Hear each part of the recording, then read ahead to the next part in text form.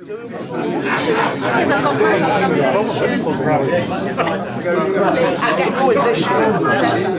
I mean, not because of any reason. I think I went past. So yeah, Wonky Candles. I'll tell you a bit about us, then a bit about the business, and then we can go into as much detail about how we do things, why we do things, how stuff works as you want. Is your goal at the end of the course to like start your own business, or okay, cool, awesome. So the bit about Wonky Candles might not be very interesting, but you can quiz me all you like about anything we do in day-to-day business and all that kind of thing as well. So I'm Tom. The business was started by my younger brother PJ. He's not here today. He wouldn't really like to kind of sit here in front of you. So we have a few challenges. The pictures, they're for a slightly different talk to what we're going to end up talking about today, but they're something for you to be entertained by instead of my waffling. So I am deaf. I have some eye conditions, some mental health conditions. I'm dyspraxic, and I also have problems with my joints. I dislocate things a lot. BJ is also, he's got a lot of challenges. He's registered blind, he's deaf, he's autistic, epileptic, and he started the business really because nobody would give him a job. He's fairly well educated. He's been to school, he's done his GCSEs, he's done some stuff at college. So, you know, a CV that reads fairly well.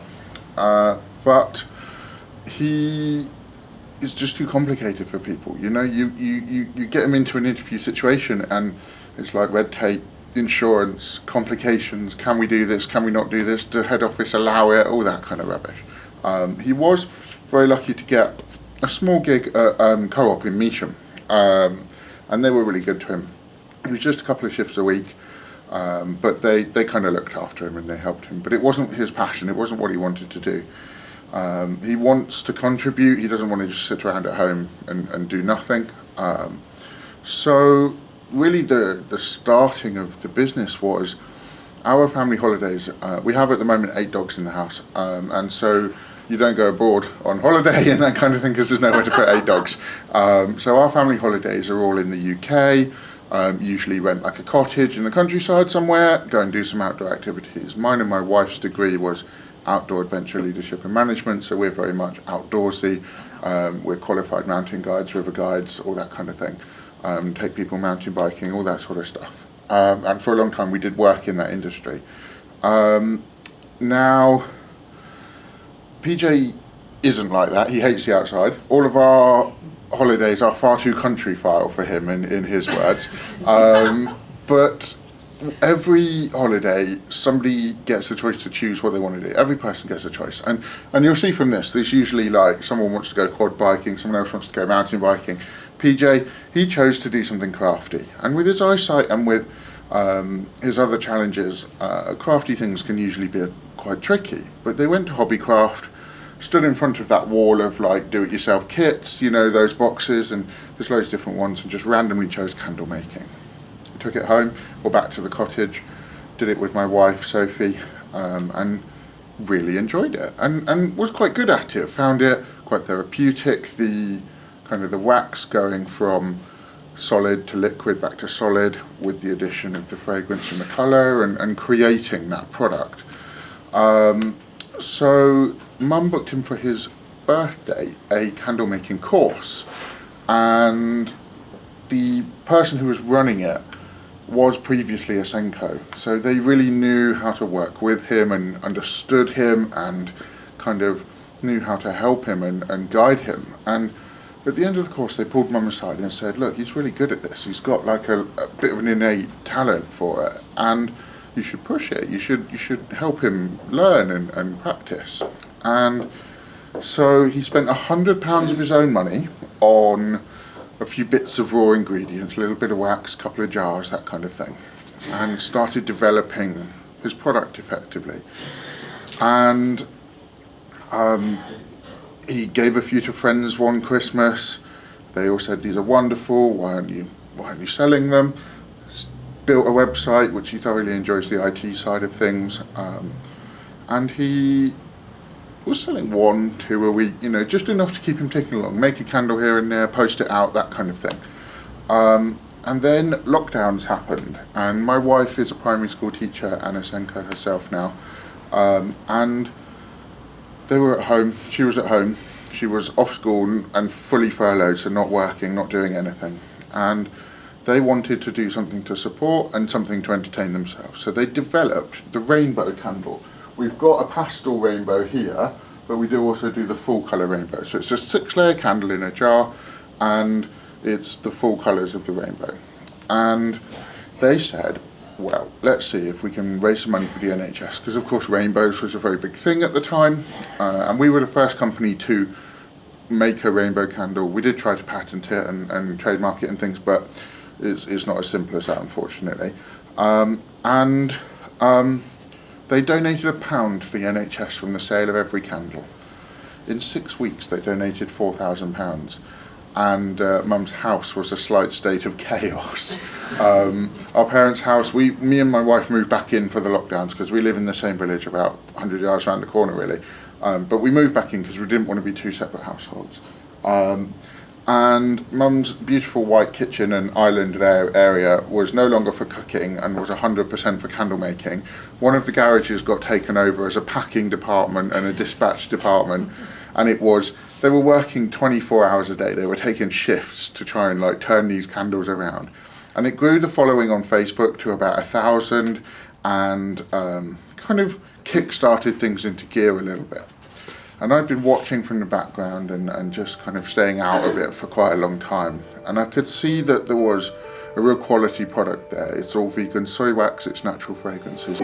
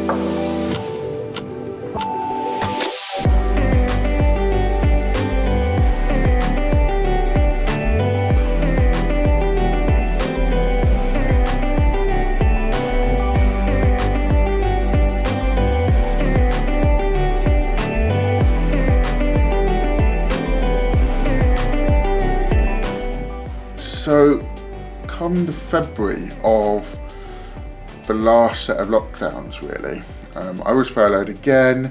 I was not happy with my job at all. My psychiatrist just described it as a toxic environment and was like, you need to leave.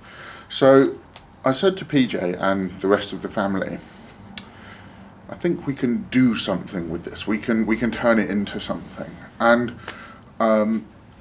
I think it would be nice to run our own business, give ourselves a bit of time, because we're really lucky. We have time now for hospital appointments. We have time for walking the dogs when we choose to. Our unit is accessible 24 hours a day, so sometimes we're there at 10 o'clock on a Saturday night, but we don't go in on a Monday.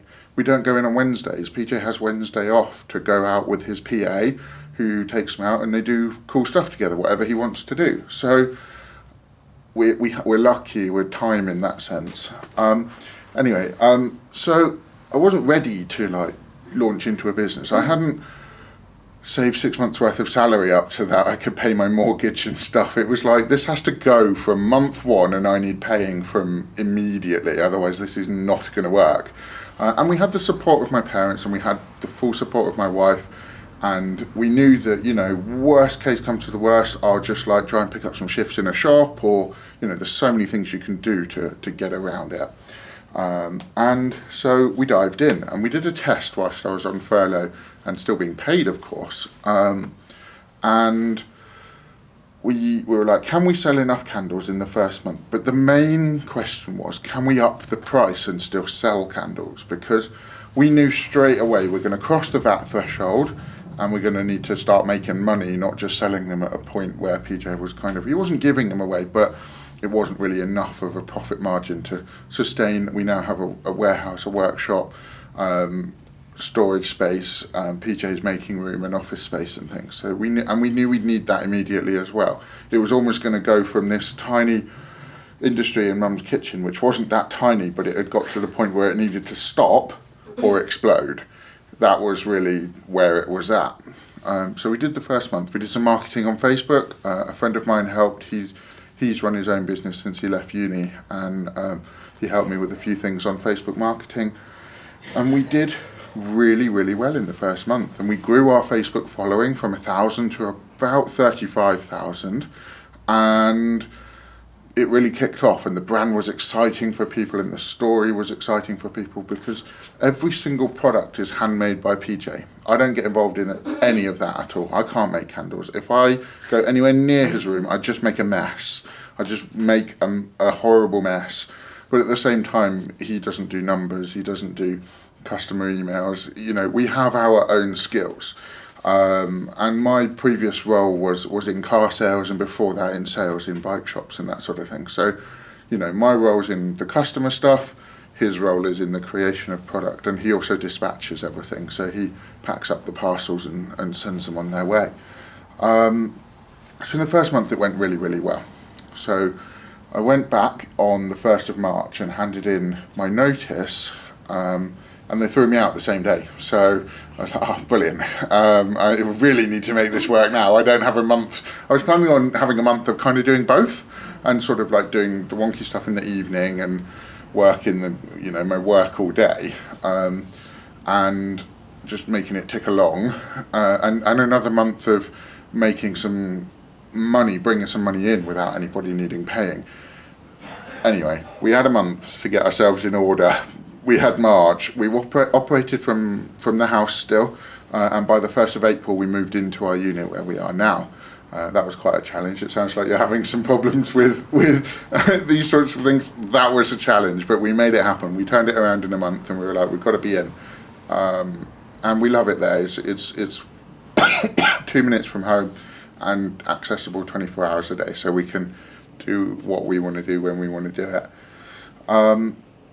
And it's really, the rest has gone from there, and it's certainly not been plain sailing. We are having a pretty tough first quarter. We always have a tough first quarter, but actually the last 12 months has been tricky, because not only have we had, you know, the cost of electric and gas and food and fuel mess with people, and let's face it, if we're brutally honest, nobody needs scented candles. Everybody needs to pay their gas bill and buy their food for them and their kids. So, you know, we do feel very grateful to still be in business. And I think we started in a boom point, in the sense that everybody was at home, everybody was dealing with COVID, everybody had a bit of spare money, and they were really into their homes because they were spending so much time there. It's kind of tailed off slightly since then, but we're coping. It didn't help that summer last year was so wet. We normally focus on citronella, spring and summer. Nobody went outside, nobody did barbecues, nobody did picnics. It was just this miserable wet stuff. And so we had a poor first quarter, which is always a cash flow damager, and then didn't make anything up in the summer with citronella, just nothing really happened. And then Christmas was okay, but I still think people didn't spend as much. But also there was a whole focus during COVID on like local and handmade, and all the sorts of beautiful things that you're seeing in here. And I think that Christmas after COVID, everybody really focused in on all of that kind of good ethical stuff. And I think as a nation, we've slightly walked away from that over the following couple of years. So it's been tricky. It's not been a straight ride, but we're doing all right.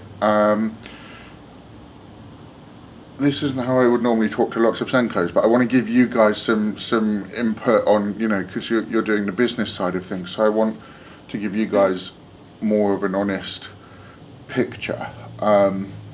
So, as I say, we did the first tests, we got through that, and we've had a few things that have helped us along the way. So we raised money for charity. We've done nearly £20,000 in the last 18 months through the sale of product. We did things like when the Queen sadly passed, we donated money to her favourite charities.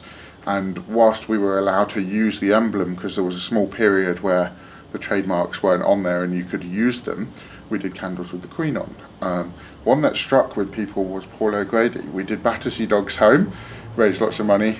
We've done Ukraine. When that all kind of kicked off, we did some candles in support of the British Red Cross and all the good stuff they were doing to try and help people. So we're really proud of what we've achieved there in terms of donating money. We've done things for breast cancer. We've done things for Great Ormond Street Hospital. There have been lots of smaller ones as well as some of the real bigger ones. So there have been some really busy periods and also some real quiet periods.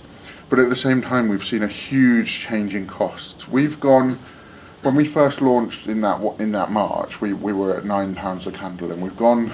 I've just spoken to Ian today about moving to £11.50 for a 300ml candle, which is still incredible value for how long they burn for and the quality of the product. But we want to keep them accessible to people.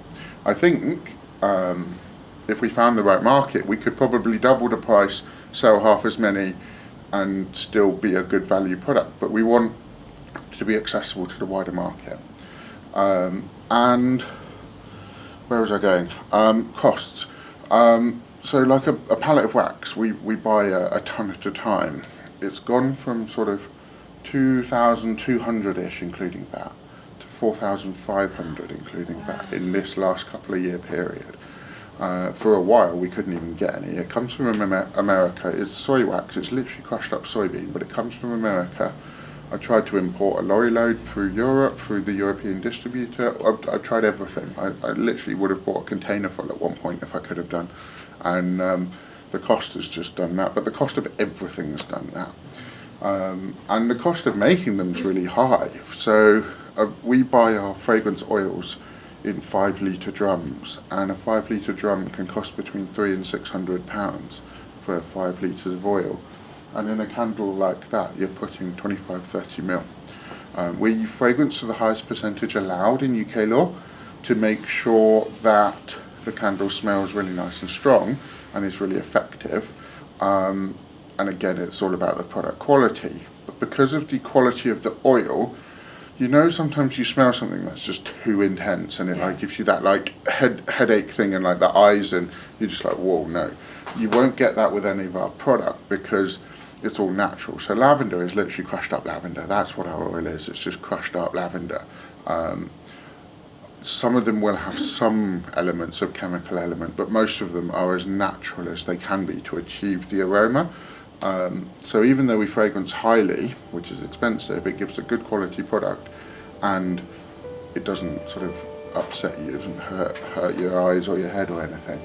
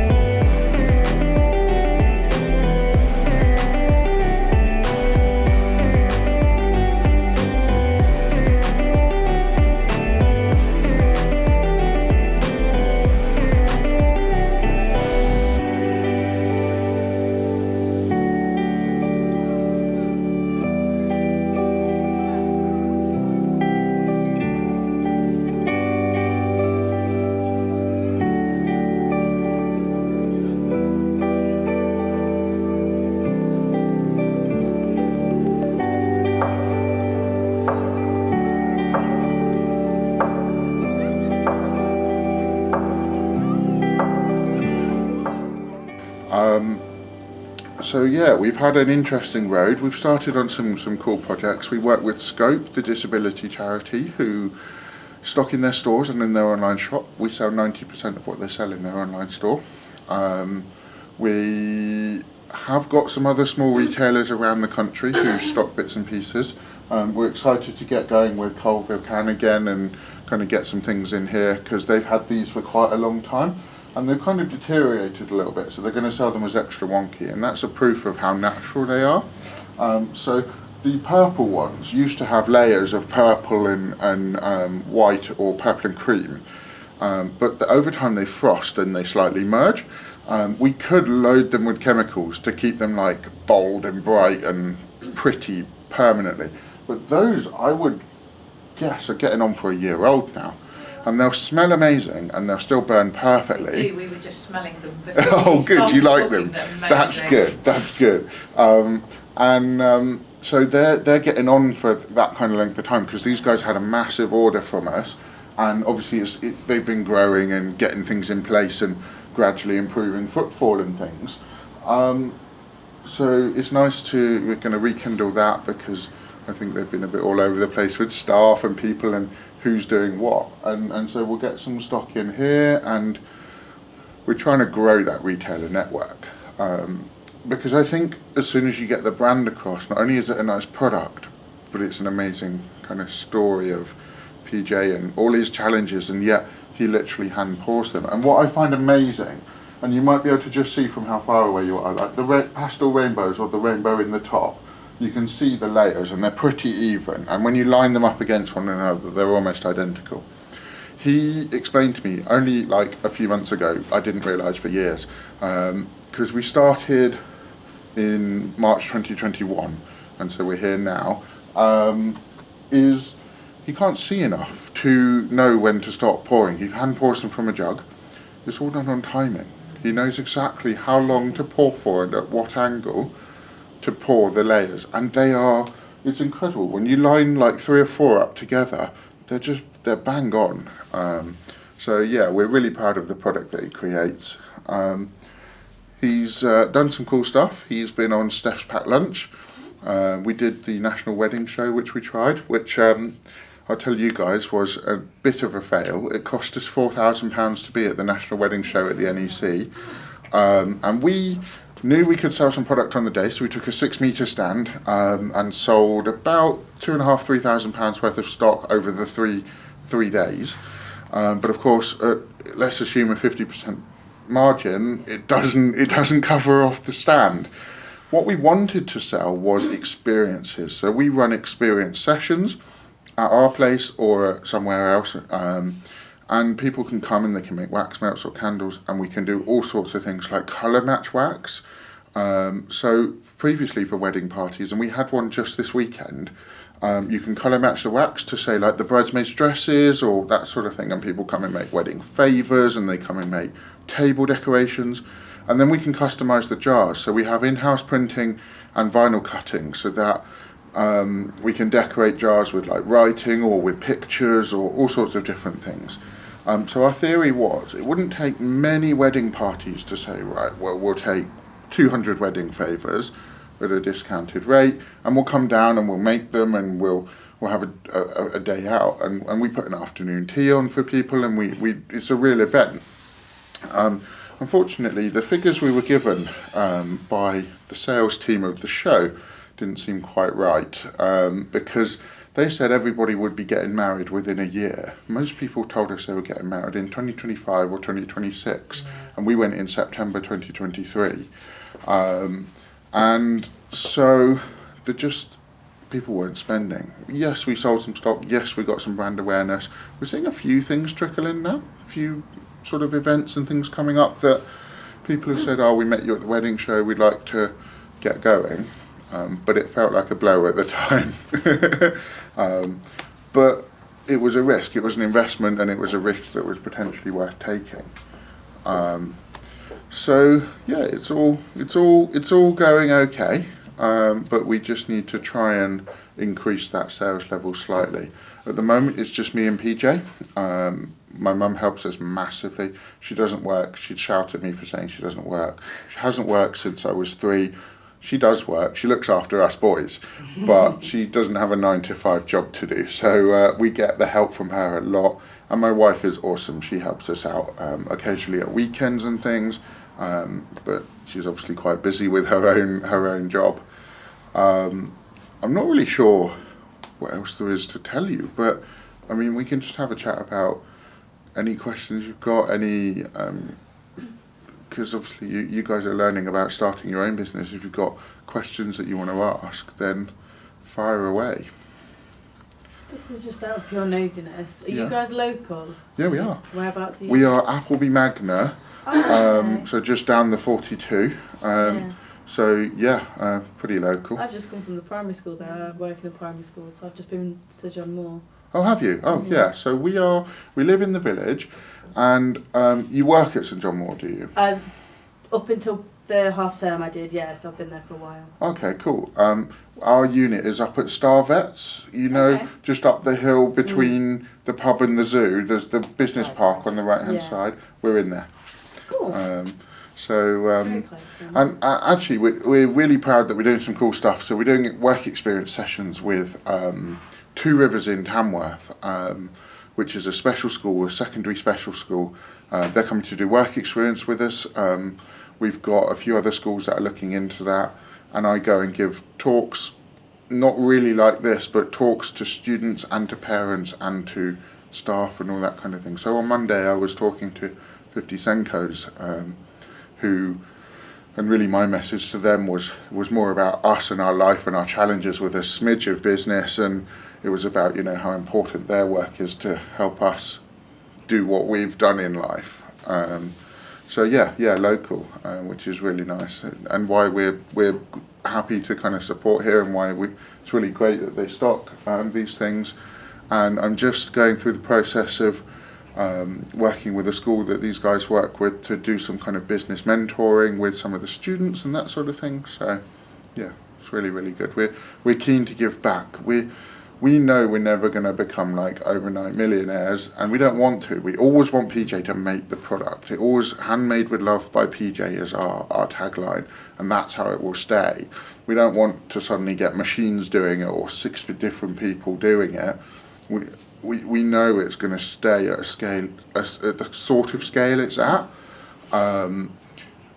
We just need it to just kind of come up slightly. But we'll get there. We'll get there. Thank you so much, Tom, for coming in. It's been absolutely amazing to hear you talk, your story, your brother's story. What a fabulous product, what a fabulous story that you've had to tell. And on behalf of everybody here at CAN and everybody in the audience today, I just want to say thank you very much. I think you deserve a round of applause. Thank you. Thank you.